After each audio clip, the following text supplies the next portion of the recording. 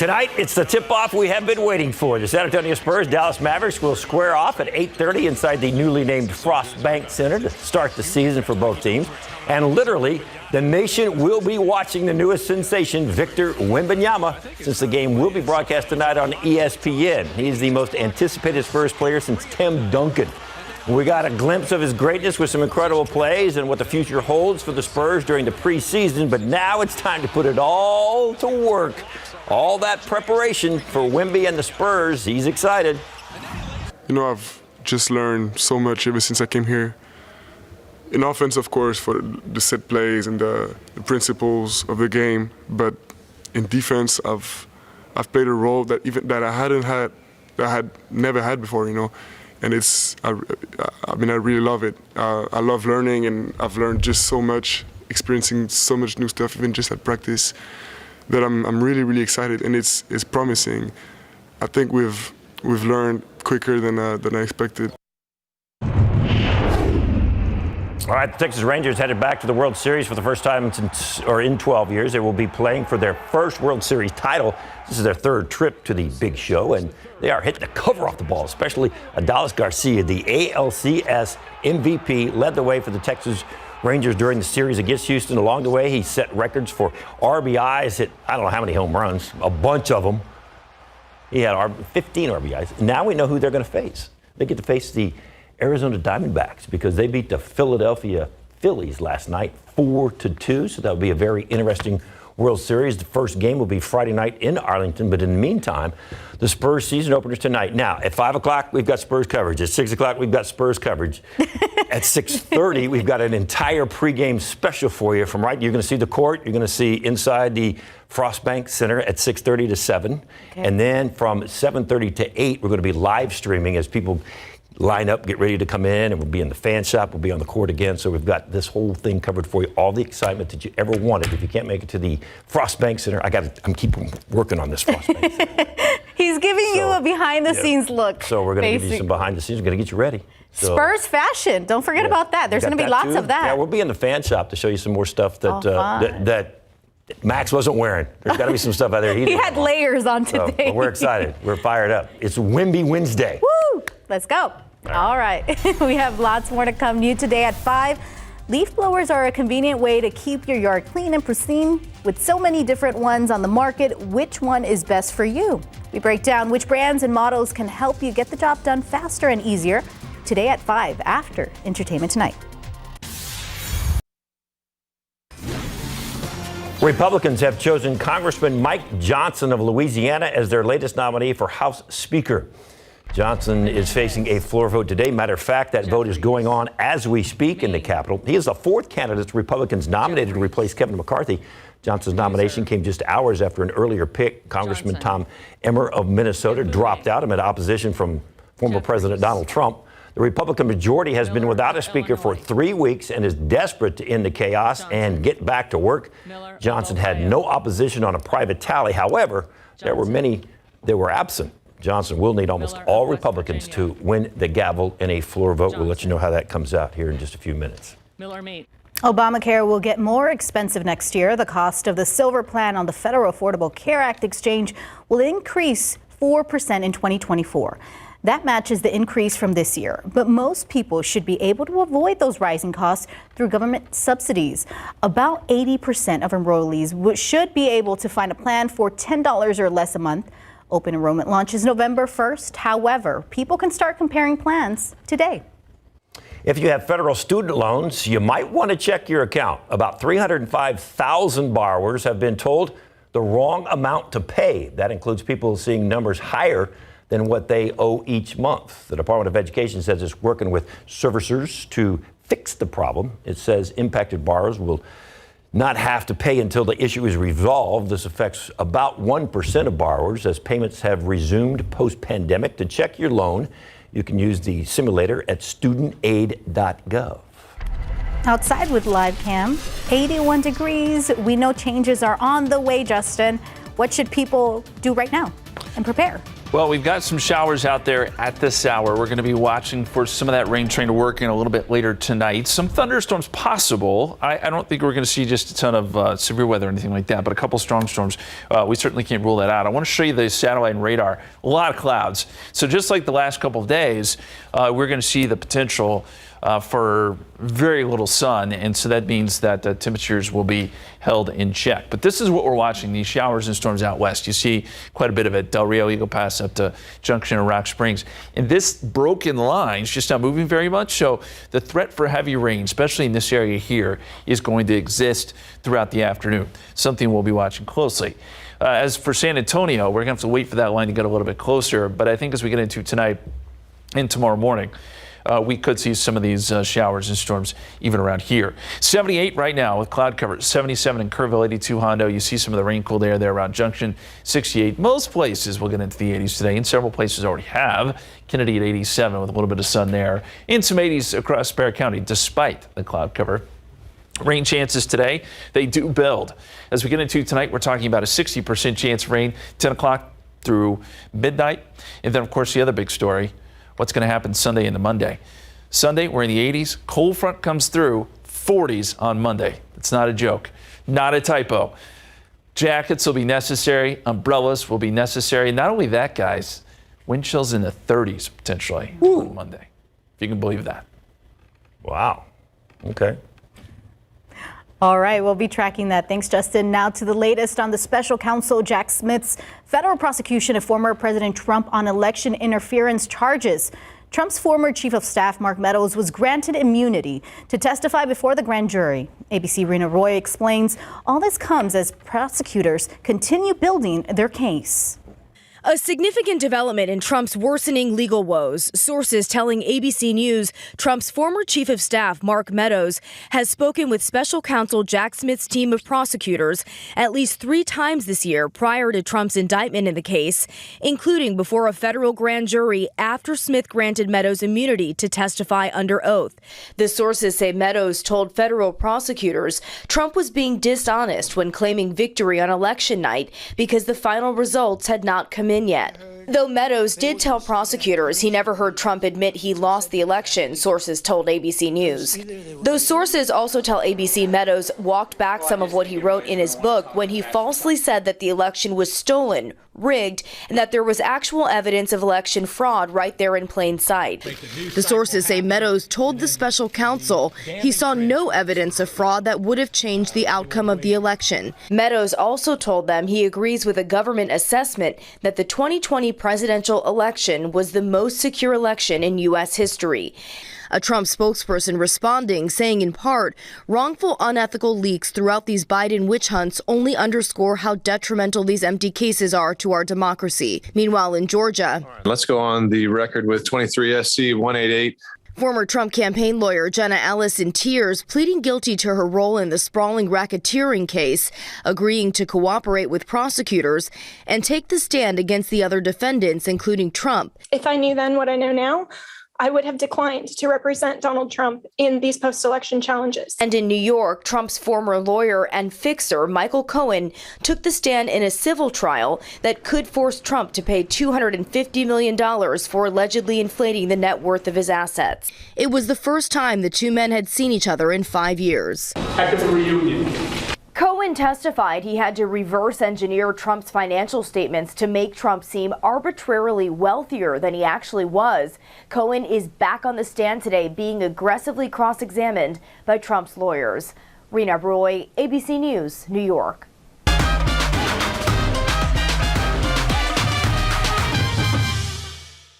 During the 60s, the altares became something very powerful for the Chicano community.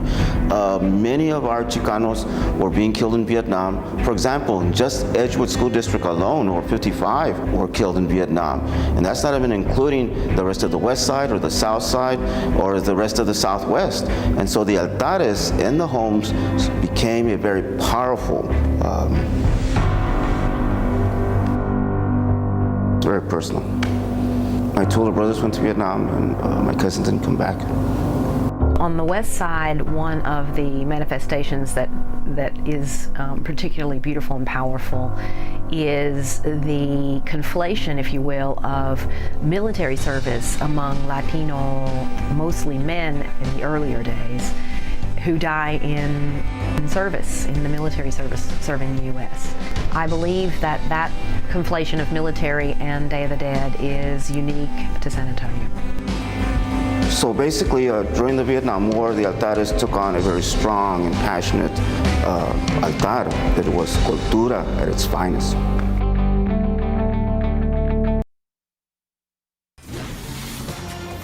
Now to a safety alert. Cooking fires are the leading cause of home fires and home fire injuries, but they can be prevented with the right fire safety knowledge. ABC's Whit Johnson put some moms to the test. These women are battling a kitchen fire. Fortunately, it's a controlled test created just for them. Oh my gosh. No. But when a fire breaks out, would you know how to use a fire extinguisher? To find out, we set up a fire safety challenge for 4 New Jersey moms under the careful control of firefighters at the Bergen County Fire Academy. First into the fire, Susie Fine says she keeps one in the kitchen for her family of 4. We're going to put you to the test. Put out that fire. At first, she struggles to pull the pin, but once she gets it free, she's able to move in and quickly extinguish the fire. Up next, mom of 2, Jen Altman, has 2 fire extinguishers at home. Put out that fire. Okay, here we go. Shoot. Oh She God. also struggles with the pin and nozzle. Careful where you point that. I know, right? My house is going to burn. And has to step in close as she aims at the top of the flames first, but then corrects herself and is able to sweep the base of the fire, putting it out after 33 seconds. I learned that I need to be more prepared. Experts say you should stand back to prepare the fire extinguisher and then move in as the flames go down. Up next, Judy Sika. Come on in. Says they have extinguishers, but admits she's not sure how to actually use one. Oh, God. Oh, there's a lock on it. She forgets to pull the pin. I don't know how to do it. But with a bit of help, is finally able to douse the flames after a nail-biting 44 seconds. Though experts caution that if you can't put out a fire in 30 seconds, you should get out. The fire doubles in size every 30 seconds. It's so important to act as quickly as you can. Dial 911, get the fire extinguisher, aim at the fire, try to put the fire out, and then leave. Up last, mom of 4, Lisa Otti, has 3 fire extinguishers at home. Put out that fire right over there. But once she gets the extinguisher, Oh, I can pull the pin. she struggles for almost 20 seconds I can't get it. before she is able to tug it free and put out the blaze. When putting out a fire, remember the word pass. First, pull the pin. Then, aim at the base of the fire, squeeze the handle, and sweep side to side. But before you even reach for that extinguisher, firefighters say the first thing you need to do is call 911. Great information, especially since we are getting into the cooking season with Thanksgiving and Christmas. People need to know, huh? Good point. Yeah. Good point. And that's kind of a microcosm of what's going to happen in the weather. Mother Nature's going to put the fire extinguisher out our heat, and it's going to be about to get really cold. Nice, very good. Did you like that? Yeah. It's all symbolic. 78 degrees so far today. The average is 79. Record is 91. We're not getting anywhere near those temperatures. And the record low, by the way, is 36 set back in 1945. We're not getting near the record low today either, but there is going to be some really chilly weather on the way. We'll take another look at that forecast. Come on. We've been talking about the rain we've been getting here in San Antonio and South Texas, but how about this? This is Hurricane Otis. It hit Mexico in dramatic fashion. You can see heavy rain and strong winds at that gas station right there. This video was taken in Acapulco. The storm hit Mexico's southern Pacific coast as a Category 5 hurricane. It eventually weakened. But it's still packing a punch. Much of the area without power. People are also reporting down trees and some flooding. And Justin will talk about that more in a minute. But let's get back to that breaking news. Let's go to the United States Capitol. The vote just completed.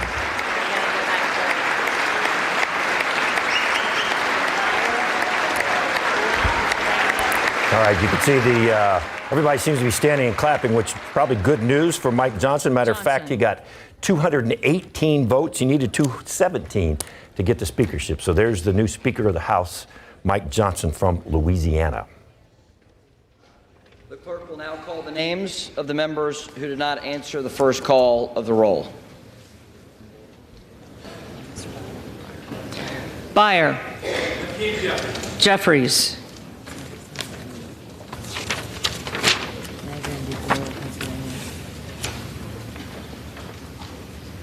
Who do you have?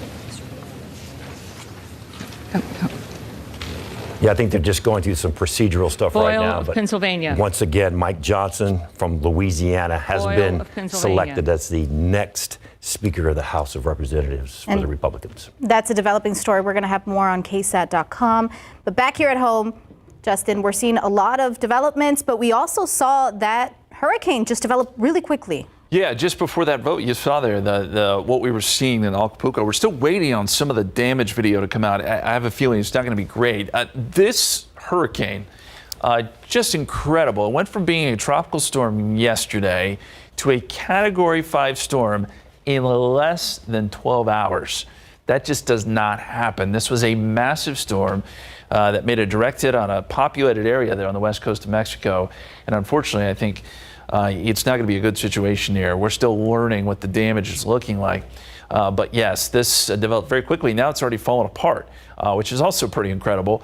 But within less than 12 hours, this went from a tropical storm to a Category 5 storm, and then likely brought some storm surge, some heavy rain, very strong winds. Winds were at 165 miles per hour when it made landfall. Wow. So again, we're going to be checking in on Acapulco, see how things are going there. But winds are now at 60 miles per hour. Just weakened dramatically. And interestingly enough, some of this moisture does get pulled up into Texas. We'll feel a little bit of it in the coming days. But this is the flip side of things. We go from the tropics to Canada. Why do I show you these numbers? Because some of this cold air you see up here, 12 in Fort Nelson, 14 in Edmonton, 23 in Saskatoon. This cold air plunging south now. And it actually does head towards Texas. This cold air makes it down into parts of Oklahoma by Saturday afternoon. So it's just starting to move into Texas. And then by Sunday afternoon, front's on our doorstep. It'll be in the 40s and 30s, windy across West Texas, 80s out ahead of it. So Sunday will be fairly warm still. But once this front comes through, winds pick up, it'll get colder almost instantaneously. And it is just going to be a very, very different day on Monday. So plan accordingly next week. It is going to be very, very, very different. Here it is, looking at the temperatures. We'll be in the 80s tomorrow, Friday, Saturday, Sunday. But then highs, these are highs in the 40s Monday and Tuesday, plus gusty winds. So you can imagine wind chills. And on top of everything else, we'll likely get some rain involved with all this. So cloudy, wet, damp, and blustery. Heads up there. Let's come back to where we are now. We've got some showers still around San Antonio off to the north and west. Very light, quick moving showers, but they are there.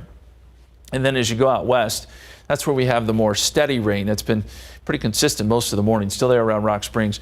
This energy is slowly working its way east. Will arrive to the San Antonio area tonight into tomorrow morning, and that's when our rain chances start to go up. This particular computer model doesn't have a whole lot this afternoon, but it does try to pick up the rain a little bit overnight and then into tomorrow morning. So the morning commute on Thursday could be a little bit wet. We want to warn you there. This is 8 o'clock tomorrow morning. Shows some of those showers and storms, and then it pushes east by the afternoon. And we'll see rain chances still continue even after that.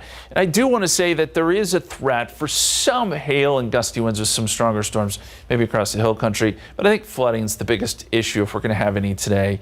We'll certainly keep an eye on the radar. 82 at 2 o'clock, 83, 3 p.m. And then we bring the rain chances up 6, 7, 8 o'clock, 40% chance of rain, up to a 60% chance of rain overnight tonight into, again, tomorrow morning. 82 on your Thursday, 83 Friday, 85 Saturday, and there are the big changes. 60% chance of rain with that front, highs in the 40s, windy and cooler Monday and Tuesday. We'll be right back.